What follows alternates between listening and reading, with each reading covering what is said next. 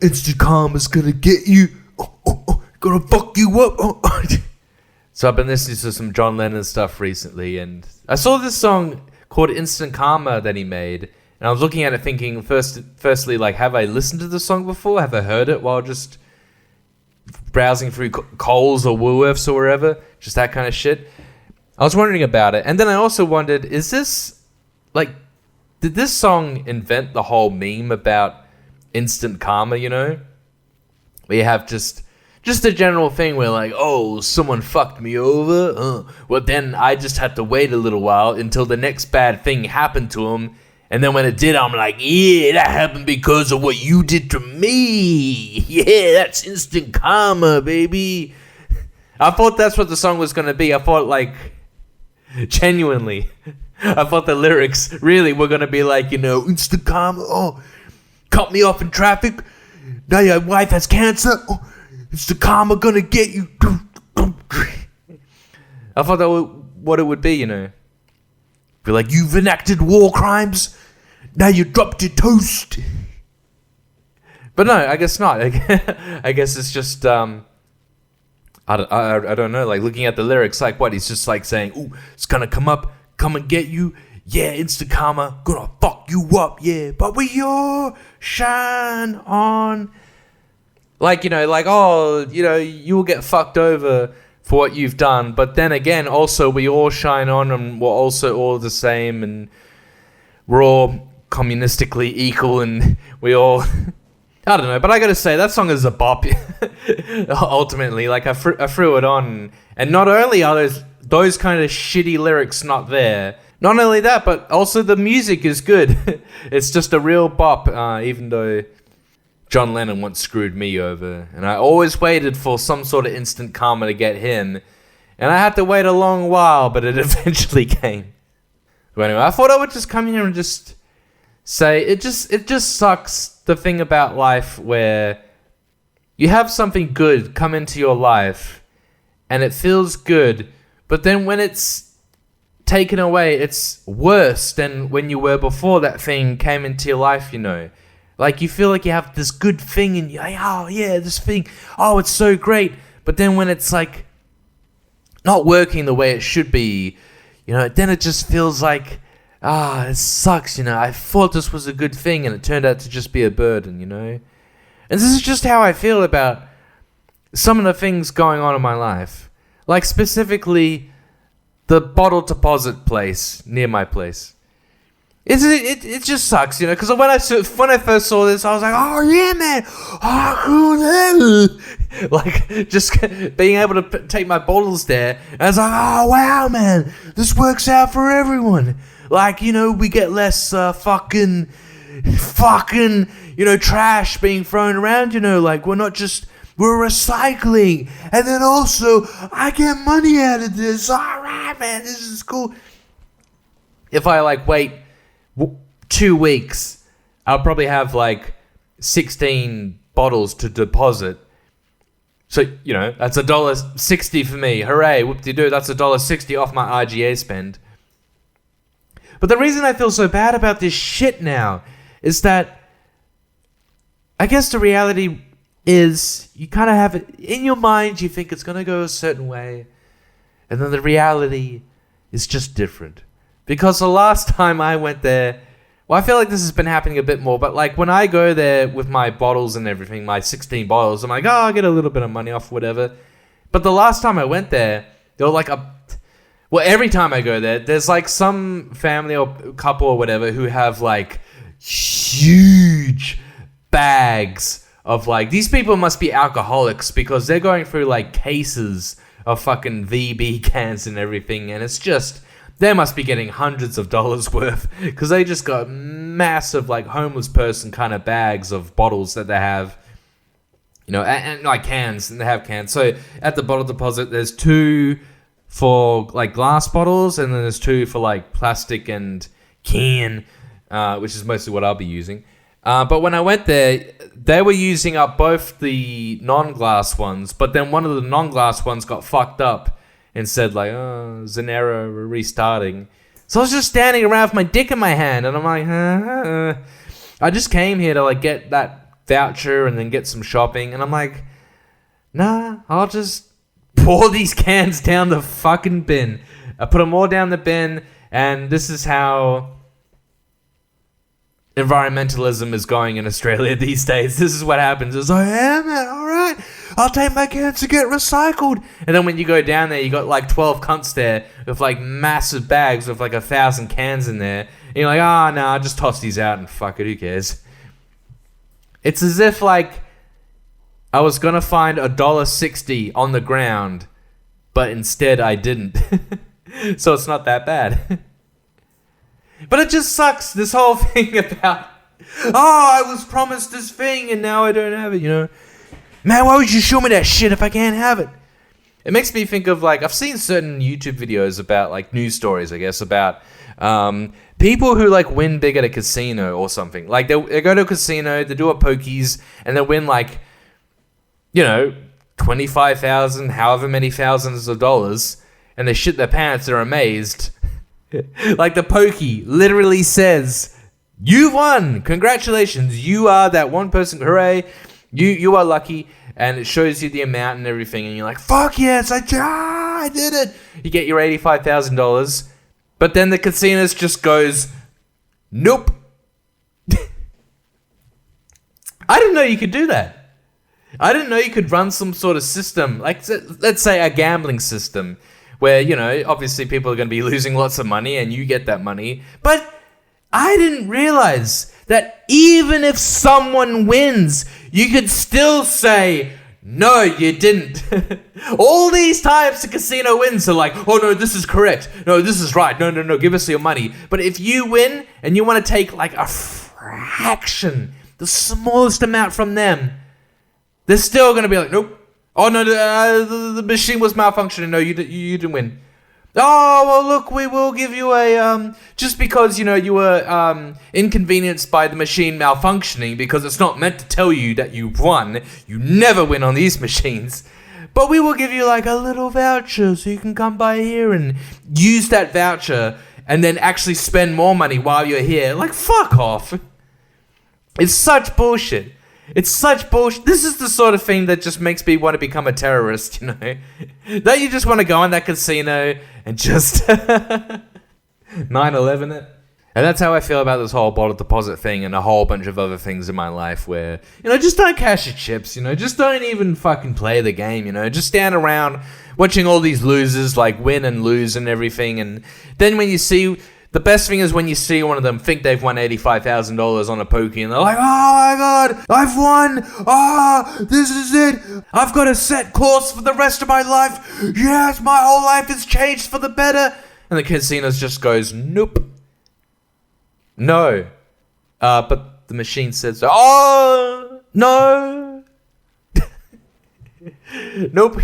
And you get to watch that person have just to be raised so high up, just so you can be dropped and just splat on the ground. That's what you want to see in a casino. That's the main attraction in a casino these days. You know, I mean, you don't go there to win money or to lose money or to buy drinks or whatever. You go there to watch these people get absolutely fucked over. And you should do the same thing in my life with my bottle deposit shit going on. So, I've kind of realized recently that technology sucks. It's really shit.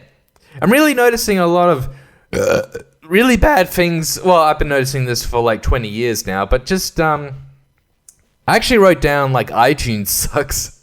I mean, who uses iTunes these days? Well, I do, because I've been listening to Roland's band recently, but they don't have all their albums on Spotify due to some bullshit, you know, licensing rights issue. So instead I tried, they weren't even on Bandcamp either, there's just nowhere. So instead I had to go on some random Russian forum and download a torrent of all their albums and EPs and live albums. And I tell you, it's a terrific torrent because it's all in good enough quality, 320 kbps and all the album covers and everything. But I'm looking at iTunes like, oh, this website sucks. I mean, the app or the program or whatever the fuck it is now. I swear to God, like, every third time I use iTunes, it's like, oh, hey, ready for an update? I'm like, yeah, why don't you update so that you can actually be as fucking good as Spotify? Like, just to be able to I don't know, just to be able to search shit on Spotify. Well, look, the main thing that I want to complain about is Facebook, as always.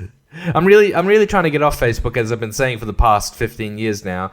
But just the annoying fucking thing about Facebook. I don't even like, it's becoming an unusable website. But I've been like writing down just little things technology wise that annoy me. And this is one of them on Facebook. But do you ever like any comment, any fucking comment you try to make on a post or whatever fucking thing, a meme, a group that you don't even belong in, whatever. You type a bunch of shit and then you end your sentence. Do you ever get like a thing that comes up that like you're on your last word in that sentence, and then you have something come up that shows you a bunch of like groups that you want to tag? I think that might be the groups that you're in or whatever, or pages that you want to tag. And you don't want to tag them. Why the fuck is this coming up? You think if you, like, when you type in your comment, you hit enter to send that comment to be able to have it up there, you know? But when that Facebook group tag thing comes up and you hit enter, it tags that group instead. Fuck's sake! Why is it doing this? I want to post the one comment and then hit enter and do it. Like, if I want to tag a group or a page, I will do it. I will do the thing that you want me to do if I have to hit like the at symbol or anything, or if I need to just press down on the D-pad on my keyboard, I'll do that. Why the fuck is this shit coming up automatically? Fuck off, you cunt! God damn it! This one little thing annoys the shit out of me. And you know what? Thank fuck for it, because I don't even want to use Facebook anymore. As I've been saying for the past 18 years, you know, I've been saying this since before Facebook was even invented. I want to quit the Facebook. And I seem to be doing a pretty good job of it, because they're just like, who fucking even gives a shit about Facebook anyway? Like, I guess there are some funny memes and whatever, but yeah, I don't know, it's just getting to the point where, you know, now it's just like, oh, it's just AI. It's just AI. It's like, oh, look at this angry thing. Oh, look what Trump did. Oh, but it's just all AI. And then everyone in the comments is just like, oh, no, man, you know what? Trump's actually fucking amazing. No, he's fucking amazing. You don't even understand. And there's like 566 replies to that one comment, and they're all AI. They're all, except maybe one person. And that one person is wasting their life. That one person is Joe Biden.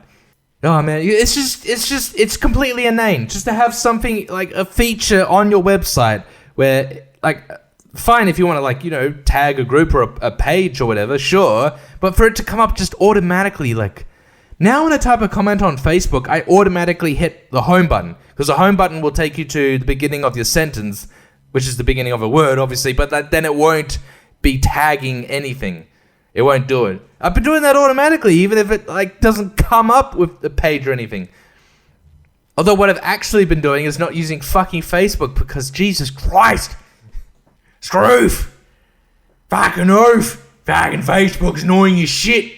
I'm just trying to tell cunts that they're a bunch of soft ass pussies for getting vaxxed, and then I accidentally tag a hentai group. Whoops! Fucking embarrassing, eh? Anyway, what else is annoying on on the internet? I don't know, there's lots of things that are just like, you know, pissing me off with websites and everything. I always hate it when they just, I don't know, screw me over. And I had quite a particular screw over recently, because this is to do with Commonwealth Bank. Because something that I thought they had said to me, because I'm reading things like clearly when I shouldn't be. But anyway, let's just say that Commonwealth Bank made me think that my ex-girlfriend was dead. So basically, I checked my account. She owed me money, and she paid it back. She fucking paid it back after, you know, however many months. I didn't even think I'd get it back, so whoop-de-doo. Anyway, I was like, you know, 150 or whatever, and I got it back, and I'm like, oh, cool. But then like, it says, like, you know, PayPal paid, blah, blah, blah, and then it said, well, here's what it said. It said, email her name. That's what it said. And I looked at that and I'm like, huh? That's what I'm looking at. I'm looking at two words 2 words separated by a space. That's all. And it says email Ingrid. 2 words. That's what I'm looking at. That's what I think I'm looking at. But I'm bothered by this. I'm like, oh, that's interesting. Why does it say to email her? That's fucking crazy. Like, I thought she didn't want anything to do with me anymore. I don't know why it's saying that, Then I started to get in my head, because I'm fucked up and paranoid, it seems, that she died, the money was sent by someone else, like her ex-husband, and he had written email Ingrid, and if I email her email, it's going to bounce back with like an automated message that says, oh, I'm so sorry, but she passed away earlier in the month. I'm like, oh no, I mean, why should I care? She's my ex. I shouldn't be bothered, but yeah, I was kind of freaking out about it, like, why would it... I'm wondering, like, why the fuck is it saying to email her? Why would I email her? Like, what does she want? Like, and I'm thinking maybe it's just some weird thing. Like, oh, do you still have this? Do you still have this thing that I lent you? Oh, okay, I don't know. Like that. Like, I thought it was just going to be like a little thing like that. Or it's like a massive thing, like what I'm worrying about. Yeah, and I was like freaking out about it. And I went to bed just like thinking, oh, fuck, this is stressful. And then I looked on my app, on the Commonwealth Bank app, to like check like if I'd missed something, And then I kind of saw that I had done, and yeah, I'm just freaking out about like, why is it saying email Ingrid, like just, and why it doesn't say email me? Why is it saying her name in a third person and everything? And I'm like freaking out. I'm not freaking out that bad, but I am wondering, like, fucking hell. And I'm thinking, like, oh, God, the next morning, I guess I will give her an email and see what's happening, even though we haven't had contact in, like, 6 months and everything. So I'm wigging out and everything. But then it turns out, as I actually take a closer look, it says... What's happened is that the email that it says is part of a different sentence. That's the end of a sentence. Because it was saying, pay ID to my email. That's where the email comes from. Email.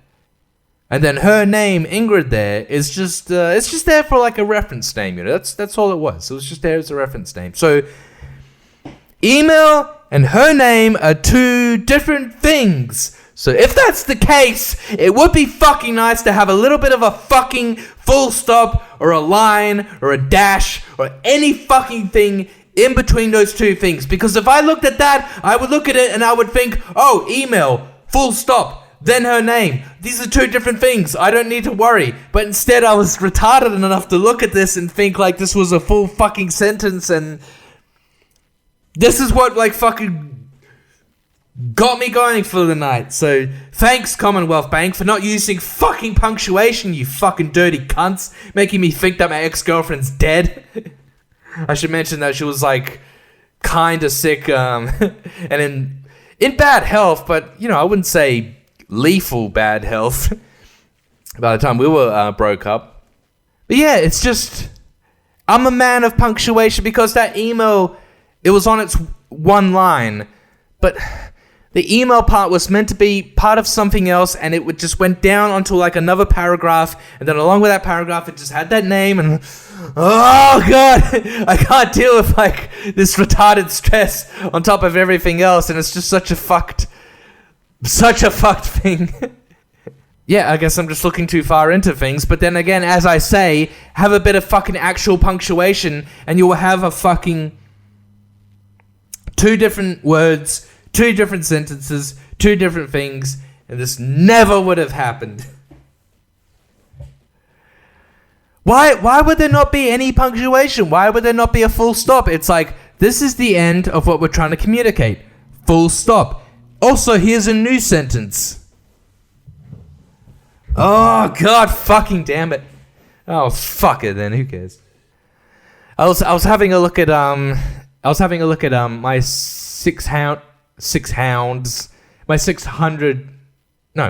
fucking £1,000 life, actually.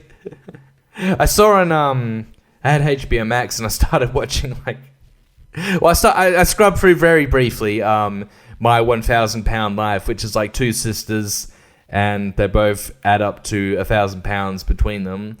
And you look at them and you're like, one of you is, 600 and the other's 400. I can see that.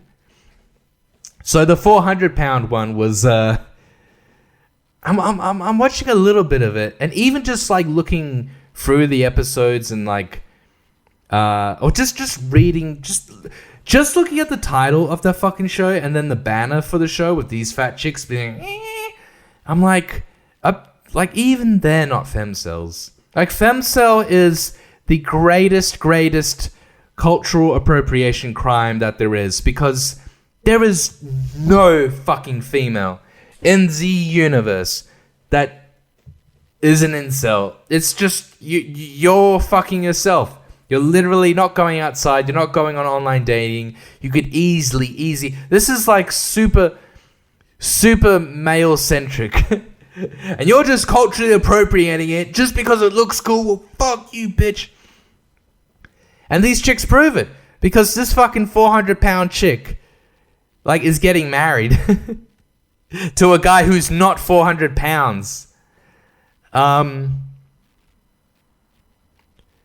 It's just wild. It's just wild, man. It's just, I don't know. It's just one of, like, when you're a kid and you have like certain fucked up thoughts about the world, like, this is how the world should be. And you think like people should just be with who they look like, basically. Honestly, like, if you're 600 pounds, you end up with someone who's 600 pounds. If you're 400 pounds, you end up with someone who's 400 pounds, Just, I don't know, it's just kind of the mentality that I had, unless you're just, as I joked when I was watching the show, unless you're like a skinny black dude who's into fat chicks, then we can have a bit of, diversity within the couple in terms of their weight. That's what I joked to myself about. And then a season later, it is very much the reality. I was like, oh, my racist joke was true, actually, because there really was a fucking skinny black dude to hook up with the 600-pound chick. I really did joke about it. Before I saw it, and I was like, oh yes, of course. Well, good on you, man, and good on you, lady. And here I am with a fucking suicide vest on. Why don't women want me? But anyway, I hope these chicks are dead now. I mean, I hope they're single now, because I could, like, get up in them gills. Oh, fuck, man. They really are the kind of women who... the kind of people who, if you want to fuck them, you have to lift something first, I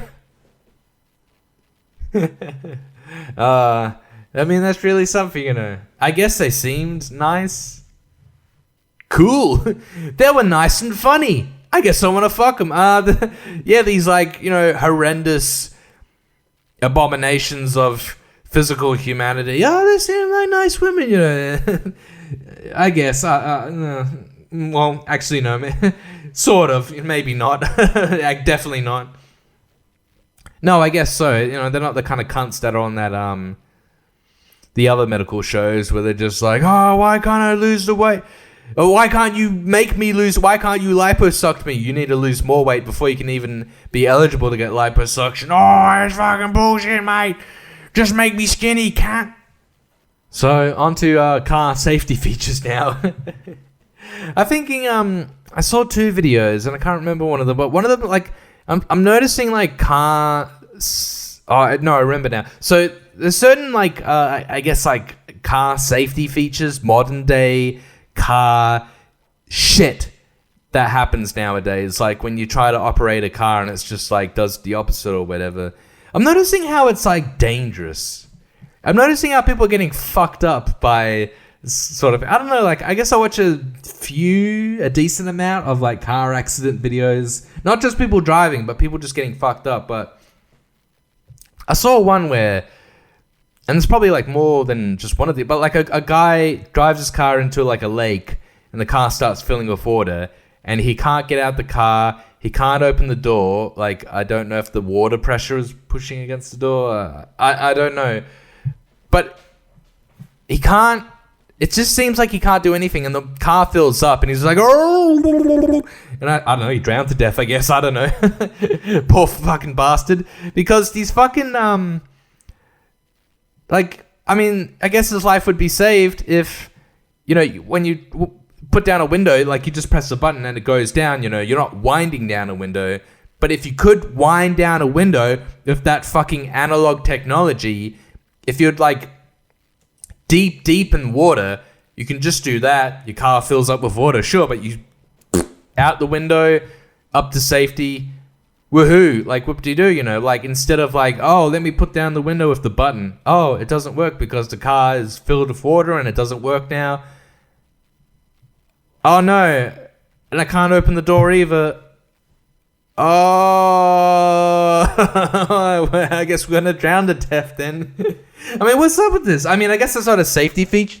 Maybe it is a safety feature in terms of kids or whatever. But yeah, just this is just where we're getting to now. Like in terms of just culture, just civilization.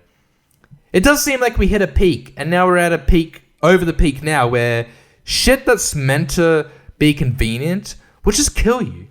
Will just like end up like fucking killing you.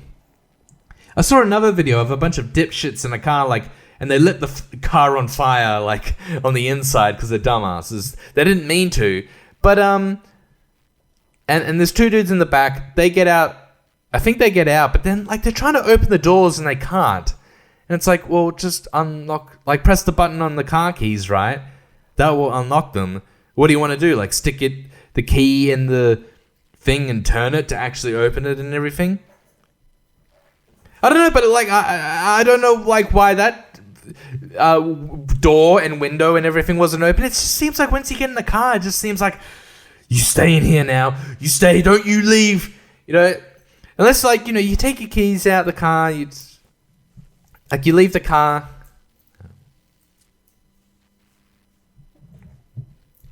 I don't know. It seems almost as if these companies are creating these devices to kill us on purpose. I mean, why would you not have a fucking backup to like just wind down your window? Like, oh shit, like I'm drowning, let me get out of my car. Like, how the fuck else are you supposed to get out? You can't bash the window out. That's fucking very difficult, and it's impossible if you're underwater now. What the fuck are you supposed to do? Die, I guess, because that's what the car companies willed. Anyway, I don't know where I'm going with all this, whatever, it's just a podcast, I'm just talking crap anyway, and... Alright, well, before I leave you, I feel like I've talked about this before on the pod, but like, I don't know if you guys are like interested in Christian puppet shows at all, but I was watching one called Eugene. Oh man, the sort of things I watch when I'm high late at night, but I've been watching some Eugene, and it's like, 3-minute clips of him where, yeah, this guy, like, back in the 90s, late 80s even, had this puppet Christian show on cable, Access television, or the Christian channel. It's this shit where, like a young Eugene and his sister, Carla? No, wait. I think her name's Carla, but who cares? But I've noticed, like, I've watched a bunch of these, and I'm starting to, like, notice, like, I don't know, like, kind of a pattern with, like, because each episode is designed not just like a ha-ha, like, comedy skit or whatever, like, it's like a moral message in there. And I'm noticing what these fucking moral messages are, like, here's one episode, but it does cover the message of, like, a lot of other episodes. So it's something to do with, like, Eugene and his sister Jeannie. It's not Jeannie is they both get like $10 or $5 from their grandma. The grandma gives them both $5 for no real reason. It's not Christmas, and Eugene's like, oh boy, I'm gonna buy a whole bunch of candy and toy soldiers and blah blah blah. Then like and then Jeannie says, I'm gonna spend my money on charity and the church. Eugene's like, that's the dumbest fucking idea I've ever heard. And then later on, Eugene, he's like, oh, he's in bed. He's like, oh, I feel so sick from all this candy I ate. Oh man, this is terrible. And then Jeannie's like, oh, I just made $10. He's like, what? Like he's like, I thought you spent your $5 on charity. Now you have $10? And she's like, yeah, I spent my $5 on charity. And then what? Like, and then one of the neighbors said to me, oh, would you like to mow my lawn for $10 now? And like, oh, look, you see, if you spend your $5 on a gracious charitable endeavor, you know, like you will be rewarded later with more money for you to spend on yourself. So that's kind of the fucking way they go with a fucking message in the show. It's like, you should be charitable. If you get a little bit of money, you should spend that money, even if just a bit, on people less fortunate than you. You should be, you know, if you're a very fortunate person, you know, you should spend it on people that don't have this kind of money. The reason is because if you do that, then the Lord will give unto you even more money that you can spend on yourself. You don't have to spend this one on charity, but if you do, you'll get even more money. Even more will fucking come through. So this is the fucking message that comes through. It's not just, hey, be charitable because it's nice, you know. I mean, I suppose if you're charitable, you can have nice things come to you in life. No, it's just, if you're a charitable and a nice person, you will be given more money by God because God is your boss. So that's the kind of shit that I've just been grappling with in my in my single life. This is how I live my fucking life. I get high and watch Christian puppet videos, it seems. Oh man, I might as well talk about the film I watched really quick. I went to a film festival today because I have a gold pass because I'm a critic and I got it for free, so be jealous of me. This is the only thing I have going for me in my life. But I saw 8 postcards from Utopia, the new Radu Jude movie. And the whole movie is just like, it's like 80 minutes long, the documentary, and it's just, the whole film is made up of only advertisements from Romania throughout the 80s, or maybe just the 90s, up until 2010-ish. So, yeah, it was fascinating, because I've got a weird fascination with adverts, I guess, because there are a way to kind of get a gauge of what the culture is like. And that's what the film really did, like immediately as you're watching these commercials, the way they're edited and everything. But you see in the commercials just this very authoritarian, like, stronghold, you know. The advertisements seem very like happy and like, hey, and even if there is any kind of conflict, it's very light, and it's only there to conceive a story so that there can be engagement with the advertisement. But you kind of see just this, I don't know, something very sinister and utterly menacing coming through these advertisements and the way that they present themselves. Like, you know, I guess it's very like, you know, all about you, and I am an upstanding citizen of the culture, and, you know, I will destroy my enemies, and I don't know, this kind of thing. And I don't know, kind of like the gender relations, and you kind of just imagine it like throughout the 90s, like how shit advertisements were then, you know, like overly sexualizing you, and, you know, even maybe a little pedophilic tendencies here and there and everything. But in Romania, like, it got even worse because it just, I don't know what the fucking culture's about and everything, especially in the 90s. But I don't know, this film kind of gave an impression of just this sinister underlying feeling behind like everything, even in the commercials. And yeah, it was, as I was watching it, like, I really dug it, and it was really my kind of thing. Like, even like the kind of diversity of ads that you see, like some of them are on the more just general side, like, oh, you know, buy this, you know, we have farm tractors for hire if you'd like the that kind of thing. And then other advertisements, like there was a lot of Pepsi commercials like made in Romania about it all, and that's obviously like, you know, ooh, buy Pepsi and you will get laid, you know, buy Pepsi and you will not be assassinated by the government, and this kind of thing. So yeah, that was interesting. But that was like a film, a documentary that you kind of watch, a montage documentary, I suppose, that you watch, and you kind of get you know, you're meant to get that underlying feeling of like from it. But Eugene, it's not meant to be there, but I am getting it from there. I am getting like a very sinister, like, Eugene. I just know the way like that cunt would grow up. He would just grow up, and he's just the sort of guy who goes around doing nice things. He does nice things, and he says nice things, and he's very charitable, just so he can get something out of it. That's the only reason he's doing, you know. That's the only reason I do anything anyway. Every time I do something nice for someone, I'm like, I hold out my hand like, huh? Don't you owe me? Yeah. I'm like Bender in that episode where he's like, oh, save us. And he does save everyone. They walk across him and he's like, wants some money for it. Anyway, good night. This has been the David Morgan Experience episode.